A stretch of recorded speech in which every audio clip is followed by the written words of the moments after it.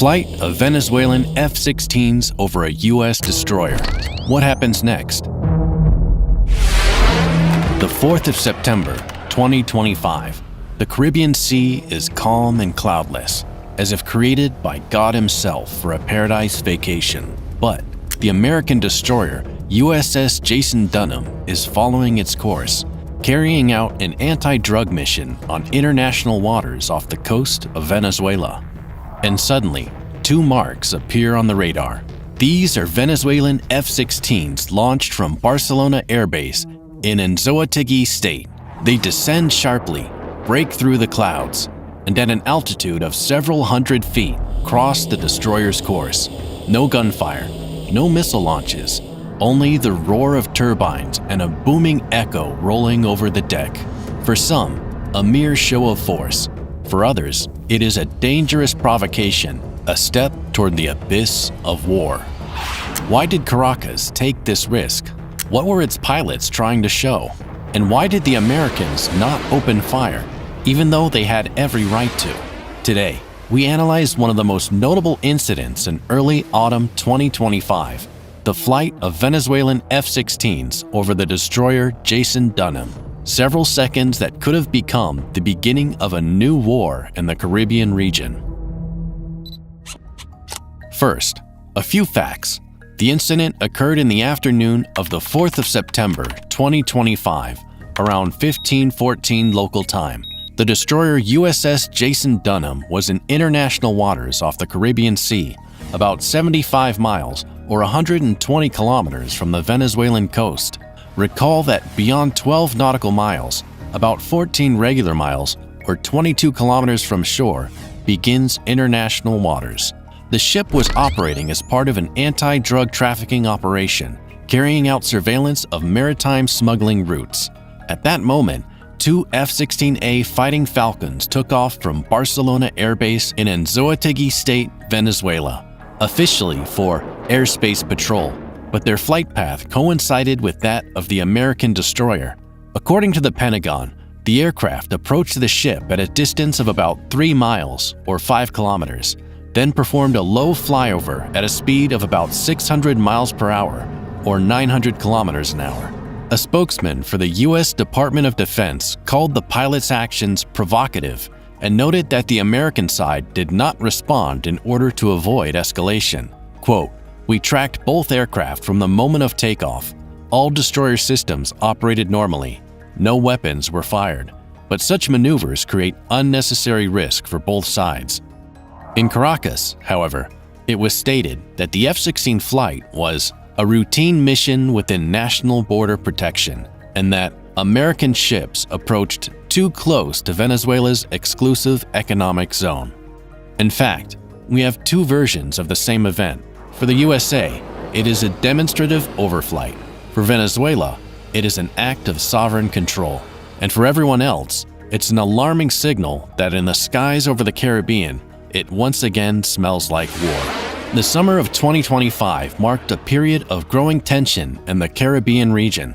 The United States intensified naval operations against drug trafficking and the illegal transportation of oil, which, according to Washington, were carried out under the cover of Venezuelan military structures. The destroyer USS Jason Dunham was involved in exactly such a mission, tracking ships suspected of smuggling fuel to Cuba. Caracas perceived this as an intrusion into its strategic sphere of influence. Venezuelan state media called U.S. actions neo-colonial patrolling and an encroachment on sovereignty.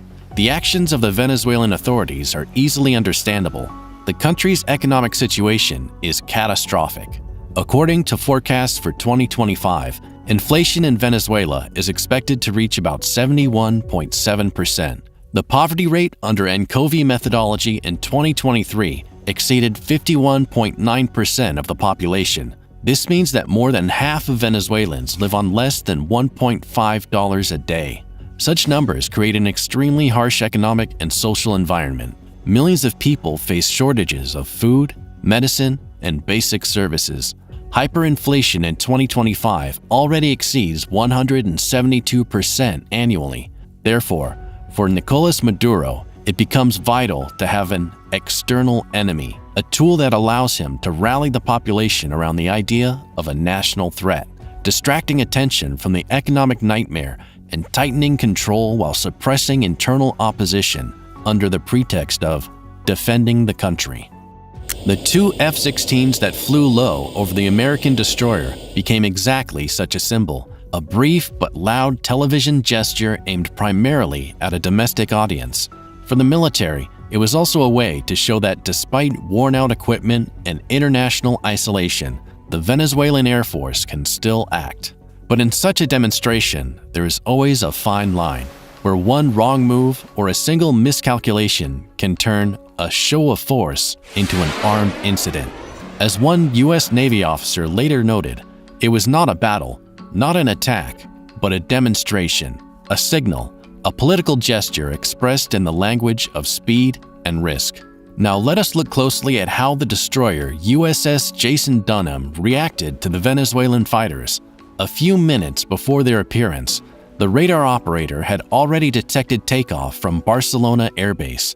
The ship's systems tracked the two aerial targets from the moment they left the coastal zone. When the F-16s emerged from the clouds and began to descend, the ship did not change course. The destroyer's commander, Commander Aaron Jefferson III, ordered "Set Condition 2 readiness. Observe without opening fire." The Spy 1 radar of the Aegis systems automatically tracked the targets, transmitting data to the Combat Information Center. There, the operators calmly watched the planes approach, cross the line of flight, and depart. The Phalanx CIWS close-in defense systems remained in passive mode. Their barrels did not even turn. Yet, a single signal would have been enough to activate them in a split second and unleash a storm of 20mm armor-piercing shells at 4,500 rounds per minute. But no such command came. The Americans acted by the book. Do not yield to provocation. Do not give the opponent a reason to claim hostile U.S. actions.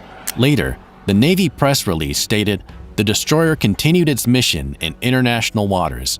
Maneuvers by Venezuelan aircraft were recorded. No weapons were employed." This short episode became illustrative. The modern Aegis system had tracked the Venezuelan aircraft long before visual contact. For the destroyer's crew, it was not a threat, but a routine reminder of how different generations of military technology are. Two F-16s from the 1980s against a ship capable of tracking and engaging dozens of targets hundreds of kilometers away. The Americans understood they were facing not enemies, but actors in a political performance. Therefore, the ship simply logged the data, held its course, and continued patrolling. From a military standpoint, this incident changed nothing.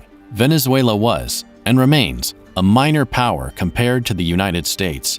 It would take merely a twitch of the U.S. military's little finger to crush the Venezuelan army.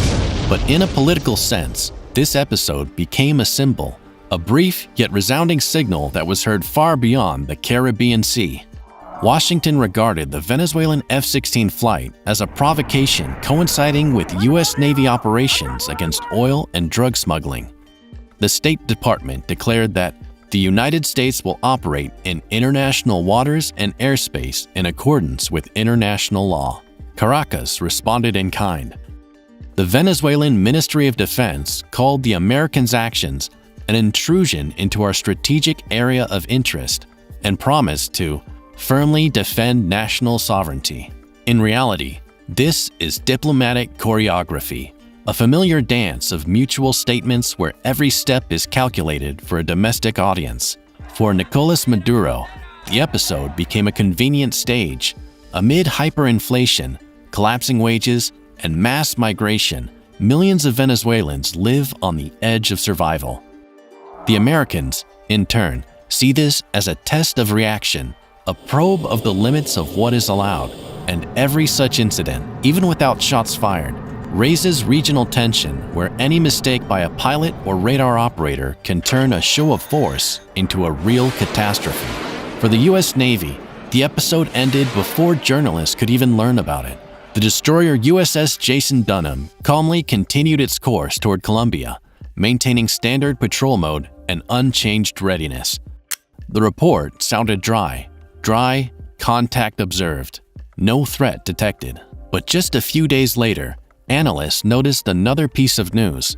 10 F-35 Lightning II fighters landed at an airfield in Puerto Rico. Officially, these were routine exercises planned in advance. Unofficially, it was a clear signal of presence. Modern F-35s capable of detecting targets hundreds of miles away and sharing data in networked combat are a visible reminder that U.S. technological superiority in the region remains absolute. A clash with Venezuelan F-16s built in the Cold War era would resemble not a battle, but a beating. A single F-35 is capable of doing what an entire squadron of older aircraft was never designed to do. For Washington, the F-35's appearance in the Caribbean is not a show of force for its own sake, but a confirmation of readiness to control the region and prevent local provocations from escalating into something greater. For Caracas, it is yet another reminder that in such games with the United States, it is worth remembering the opponent can respond not with words, but with action. Moreover, the capabilities of the United States are beyond anything the Venezuelan authorities could ever dream of. Stories like this do not become sensations. No casualties, not even a single shot. Just a few minutes in the sky over the Caribbean Sea, and that is all. Yet it is from such short episodes that the atmosphere of the 21st century is formed, where shows of force occur without battles and politics is conducted at missile launch distance. The Venezuelan pilots carried out their order and showed the flag even at the cost of risks they perhaps did not realize. The Americans responded with silence, the most convincing form of superiority. After all, what restrains Washington from taking sharp steps toward Caracas is not fear of its laughable armed forces, but deep strategic calculation. Is it beneficial for the United States today to topple Maduro's unpopular regime, or would the cost of such a move, with its risks and new wave of regional instability, outweigh the potential benefits? That question remains open. So, we continue to watch developments in this region to understand what response is forming in Washington's corridors of power and where in this game lies the line between patience and action. And what do you think? Should Washington act more decisively toward Caracas? After all, Venezuela is essentially the United States' backyard, which means there should be order there. Share your thoughts in the comments. Thank you for watching. We would be grateful for a thumbs up and a subscription to our channel. See you again soon.